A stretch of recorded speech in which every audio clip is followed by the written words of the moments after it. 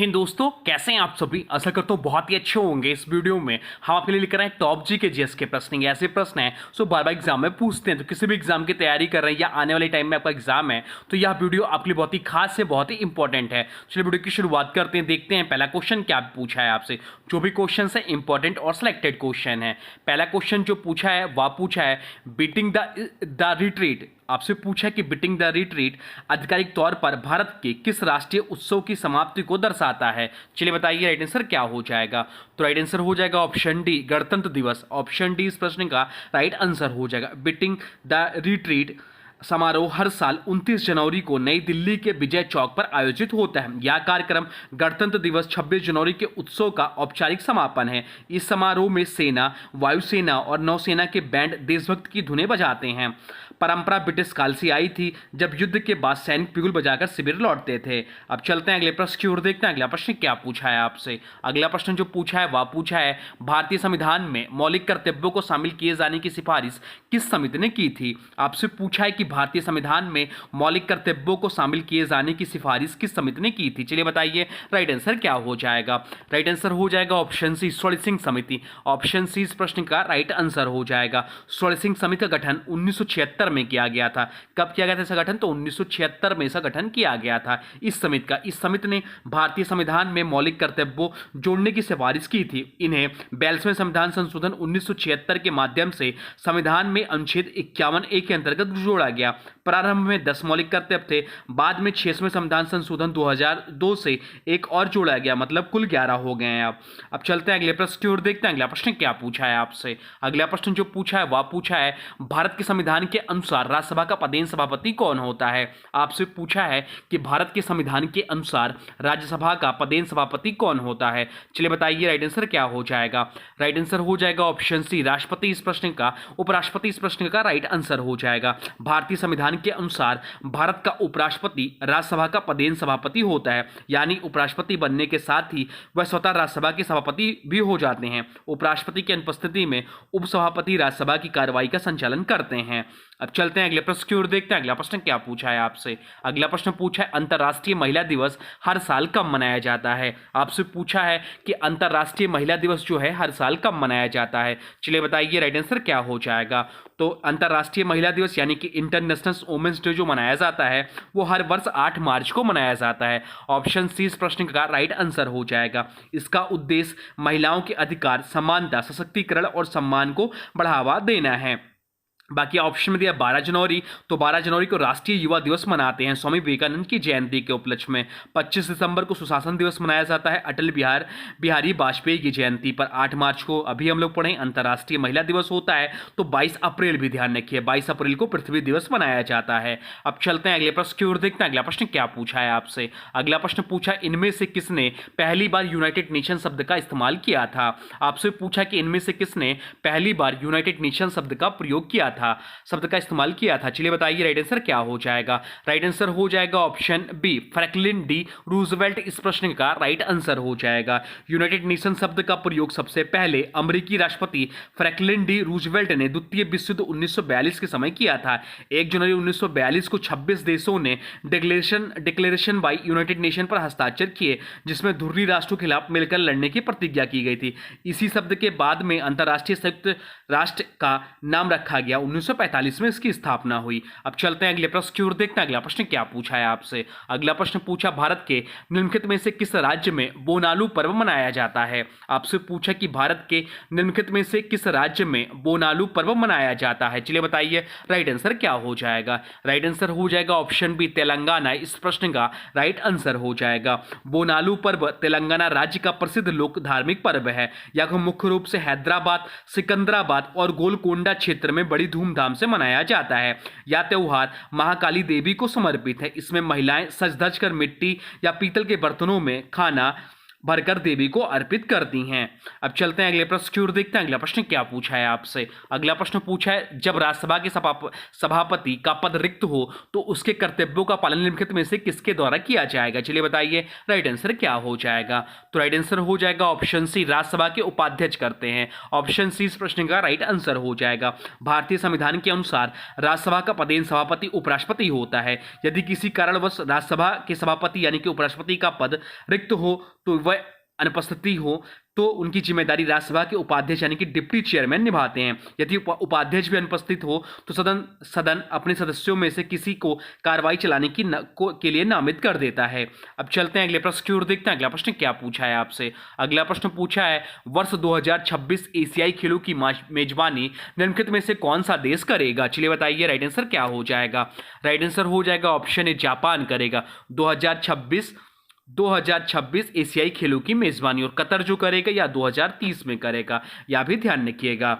2026 के एशियाई खेल जो कि 20वें एशियन गेम्स होंगे की मेजबानी जापान की एची प्रांत और नागोया शहर मिलकर करेंगे। यह आयोजन 19 सितंबर 2026 से 4 अक्टूबर 2026 तक निर्धारित है। यह जापान द्वारा एशियाई खेलों की मेजबानी का तीसरा अवसर होगा। बाकी बात यहाँ हुई जापान की, तो जापान की राजधानी है टोक्यो, जहां पर हुए थे आपके टोक्यो ओलंपिक 2020। जापान की मुद्रा है येन। जापान का उपनाम है उगते सूर्य की भूमि। जापान का राष्ट्रीय खेल है सुमो कुश्ती। जापान की संसद का नाम है नेशनल डाइट। जापान का सबसे ऊंचा पर्वत है माउंट फूजी। अब चलते हैं अगले प्रश्न की ओर, देखते हैं अगला प्रश्न क्या पूछा है आपसे। अगला प्रश्न पूछा है, भारतीय संविधान का कौन सा अनुच्छेद भारत के वित्त आयोग से संबंधित है? आपसे पूछा है कि भारतीय संविधान का कौन सा अनुच्छेद भारत के वित्त आयोग से संबंधित है। चलिए बताइए राइट आंसर क्या हो जाएगा। राइट आंसर हो जाएगा ऑप्शन बी, अनुच्छेद 280। भारतीय संविधान के अनुच्छेद 280 में वित्त आयोग के गठन का प्रावधान है। वित्त आयोग का कार्य केंद्र और राज्यों के बीच करों और वित्तीय संसाधनों के बंटवारे की सिफारिश करना है। इसे राष्ट्रपति द्वारा हर 5 वर्ष या आवश्यकतानुसार पहले भी गठित किया जा सकता है। बाकी विकल्पों की बात करें तो अनुच्छेद 290 केंद्र और राज्यों के बीच वित्तीय समायोजन से संबंधित है। अनुच्छेद 280 अभी हम लोग पढ़े हैं वित्त आयोग गठन और कार्य से संबंधित। तो अनुच्छेद 260 भारत और विदेशी राज्यों के बीच संबंध से संबंधित है। अब चलते हैं अगले प्रश्न की ओर, देखते हैं अगला प्रश्न क्या पूछा है आपसे। अगला प्रश्न पूछा है, इंदिरा गांधी के नेतृत्व में भारत की कौन सी पंचवर्षीय योजना शुरू की गई थी? आपसे पूछा है कि इंदिरा गांधी के नेतृत्व में भारत की कौन सी पंचवर्षीय योजना शुरू की गई थी। चलिए बताइए राइट आंसर क्या हो जाएगा। राइट आंसर हो जाएगा ऑप्शन बी, चौथी पंचवर्षीय योजना इस प्रश्न का राइट आंसर हो जाएगा। चौथी पंचवर्षीय योजना जो कि 1969 से कब 1969 से 1974 तक जिसका कार्य पीरियड इंदिरा गांधी के नेतृत्व में शुरू की गई। इसका मुख्य उद्देश्य था स्थिर विकास, आत्मनिर्भरता और प्रगतिशील अर्थव्यवस्था। इस योजना के दौरान इंदिरा गांधी ने गरीबी हटाओ का नारा दिया। तो यह भी ध्यान रखिए, पूछ लेता एग्जाम में किस पंचवर्षीय योजना के तहत गरीबी हटाओ का नारा दिया गया। तो चौथी पंचवर्षीय योजना के समय तीसरी योजना के बाद 1965 से 67 2 वार्षिक योजनाएं लागू की गई थी, क्योंकि उस समय भारत को युद्ध और अकाल जैसी कठिनाइयों का सामना करना पड़ा। अब चलते हैं अगले प्रश्न की ओर, देखते हैं अगला प्रश्न क्या पूछा है आपसे। अगला प्रश्न जो पूछा है वह पूछा है, उस प्रथम महिला का नाम बताइए जो भारत के किसी राज्य के उच्च न्यायालय के मुख्य न्यायाधीश बनी थी। चलिए बताइए राइट आंसर क्या हो जाएगा। राइट आंसर हो जाएगा ऑप्शन बी, लीला सेठ इस प्रश्न का राइट आंसर हो जाएगा। न्यायमूर्ति लीला सेठ भारत की पहली महिला थी जो किसी राज्य के उच्च न्यायालय की मुख्य न्यायाधीश बनी। वह 1991 में हिमाचल प्रदेश उच्च न्यायालय की मुख्य न्यायाधीश बनी थी। वह दिल्ली हाईकोर्ट की पहली महिला जज भी रही थी। उन्होंने भारतीय दंड संहिता और महिलाओं से संबंधित कानूनों पर भी महत्वपूर्ण योगदान दिया है। अब चलते हैं अगले प्रश्न की ओर, देखते हैं अगला प्रश्न क्या पूछा है आपसे। अगला प्रश्न पूछा, निम्नलिखित में से किस देश ने सबसे पहले महिलाओं का मतदान का अधिकार दिया था? आपसे पूछा कि निम्नलिखित में से कौन सा देश ने सबसे पहले महिलाओं का मतदान का अधिकार दिया था। तो वो वैसे तो सबसे पहले जो महिलाओं को मतदान का अधिकार जो दिया था आपका न्यूजीलैंड ने 1893 में। उसके बाद जो दिया था वो ऑस्ट्रेलिया ने। तो ऑप्शन में ऑस्ट्रेलिया है, तो इस प्रश्न का राइट आंसर हो जाएगा ऑप्शन ए, ऑस्ट्रेलिया ने। दुनिया में सबसे पहले महिलाओं को मतदान का अधिकार 1893 में न्यूजीलैंड ने दिया था। बाकी ऑस्ट्रेलिया जो है दूसरे नंबर पे है। ऑस्ट्रेलिया 1902 में महिलाओं को मतदान का अधिकार दिया था, दुनिया का दूसरा देश बना। ऑस्ट्रेलिया की राजधानी क्या है? तो ऑस्ट्रेलिया की जो राजधानी है वह कैनबरा है। अब चलते हैं अगले प्रश्न की ओर, देखते हैं अगला प्रश्न क्या पूछा है आपसे। अगला प्रश्न पूछा है, यूनान की राजधानी क्या है? आपसे पूछा है कि यूनान की राजधानी क्या है। तो यूनान की जो राजधानी है वह एथेंस है। ऑप्शन सी इस प्रश्न का राइट आंसर हो जाएगा।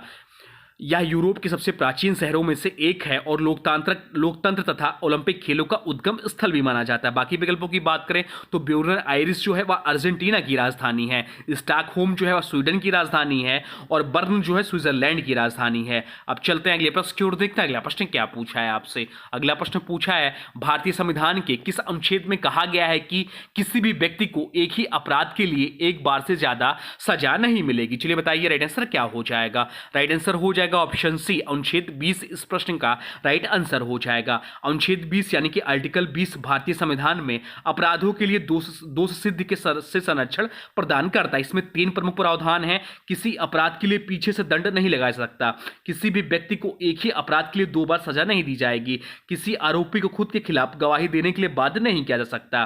बाकी अनुच्छेद 28 जो है शैक्षणिक संस्थानों में धार्मिक शिक्षा से संबंधित है। अनुच्छेद 21 से 6 से 14 वर्ष के बच्चों के लिए निःशुल्क और अनिवार्य शिक्षा से संबंधित है। अनुच्छेद 18 जो है उपाधियों के उन्मूलन से संबंधित है। अब चलते हैं अगले प्रश्न की ओर, देखते हैं अगला प्रश्न क्या पूछा है आपसे। अगला प्रश्न पूछा है कोणार्क का सूर्य मंदिर किस राजा के शासनकाल में बनवाया गया था। आपसे पूछा कि कोणार्क का सूर्य मंदिर किस राजा के शासनकाल में बनवाया गया था। चलिए बताइए राइट आंसर क्या हो जाएगा। राइट आंसर हो जाएगा ऑप्शन सी, नरसिंह देव प्रथम के समय में।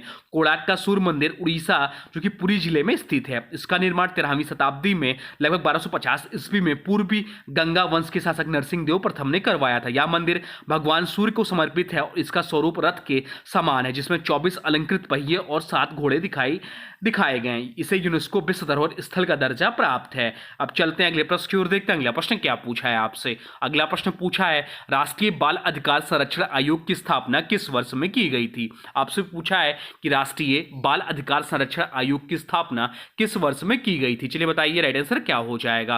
राइट आंसर हो जाएगा ऑप्शन बी, 2007 में। ऑप्शन बी इस प्रश्न का राइट आंसर हो जाएगा। राष्ट्रीय बाल अधिकार संरक्षण आयोग यानी कि national commission for protection of child rights की स्थापना मार्च 2007 में हुई थी। यह बाल अधिकार संरक्षण आयोग अधिनियम 2005 के तहत गठित किया गया। इसका मुख्य उद्देश्य बच्चों के अधिकारों की रक्षा करना और यह सुनिश्चित करना कि सभी नीतियां, कार्यक्रम और कानून बच्चों के हित में हो। इसका मुख्यालय जो है नई दिल्ली में है। अब चलते हैं अगले प्रश्न की ओर, देखते हैं अगला प्रश्न क्या पूछा है आपसे। अगला प्रश्न पूछा है राज्यसभा के सदस्य के रूप में मनोनीत होने वाली पहली महिला कौन थी। आपसे पूछा है कि राज्यसभा के सदस्य के रूप में मनोनीत होने वाली पहली महिला कौन थी। चलिए बताइए राइट आंसर क्या हो जाएगा। राइट आंसर हो जाएगा रुक्मणी देवी अरुणडेल। इस प्रश्न का राइट आंसर हो जाएगा। रुक्मणी देवी अरुणडेल राज्यसभा के लिए मनोनीत होने वाली पहली महिला थी। वह एक प्रसिद्ध भारतनाट्यम नृत्यांगना और सांस्कृतिक सुधारक थी। 1952 में उन्हें राज्यसभा में नामांकित किया गया था। उन्होंने भारतीय संस्कृति और कला को पुनर्जीवित करने में बड़ा योगदान दिया है। अब चलते हैं अगले प्रश्न की ओर, देखते हैं अगला प्रश्न क्या पूछा है आपसे। अगला प्रश्न पूछा है वह कौन सा अधिनियम था जिसने भारत में सत्ता ब्रिटिश ईस्ट इंडिया कंपनी से ब्रिटिश क्राउन में स्थानांतरित की थी। चलिए बताइए राइट आंसर क्या हो जाएगा।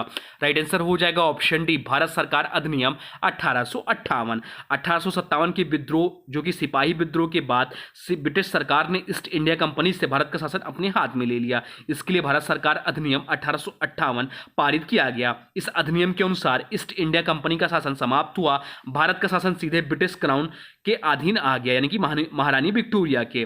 ब्रिटिश कैबिनेट में भारत सचिव का पद बनाया गया। भारत में गवर्नर जनरल का पद बदलकर वायसराय कर दिया गया। पहले वायसराय बने लॉर्ड कैनिंग। अब चलते हैं अगले प्रश्न की ओर, देखते हैं अगला प्रश्न क्या पूछा है आपसे। अगला प्रश्न पूछा है निम्नलिखित में से कौन सा भारतीय राष्ट्रीय राजनीतिक दल 1885 में स्थापित सबसे पुराना दल है और जिसने कई बार विभाजन का सामना किया है। चलिए बताइए राइट आंसर क्या हो जाएगा। तो यह जो है वह है भारतीय राष्ट्रीय कांग्रेस। ऑप्शन बी इस प्रश्न का राइट आंसर हो जाएगा।